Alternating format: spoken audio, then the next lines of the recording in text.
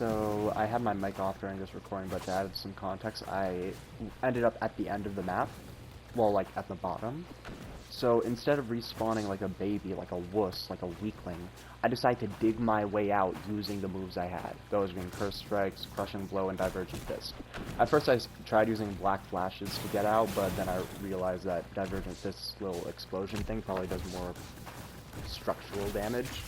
So I sped up the clip because it was basically just 6 minutes of me beating at a wall. And yeah, it took a pretty long time. It felt way longer than 6 minutes. I tried using some down slams, but it didn't really yield the same result. But it's kind of crazy, because like I've never really been in this situation, and when I have, I've always just respawned because I realized there wasn't anything I could do. And I was at the bottom of the map, and I was somewhat close to the stairs. So I'm like, remembering from how I saw the sky, I'm just going to dig this way and only this way.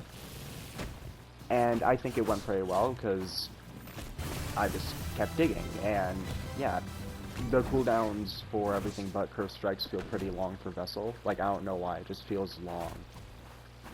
Unless you're in PvP, then it feels way shorter. But it's just like, this was kind of fun, and I know my mic quality is still atrocious, and I think it's because of the new controller, and I'm sorry about that, but it was either this or me suffering through stick drift.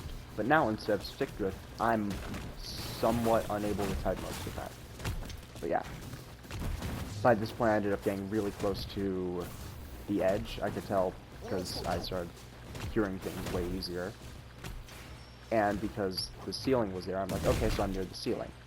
And then I learned that up-slamming kind of, or uppercutting, whatever you want to call it, kind of got me a few more results. So I just kept breaking at it, trying my best not to fall down. And when I saw that it kind of made my character go up a little, that's when I'm like, okay, so this is the place. And it just went on from there. It's pretty simple.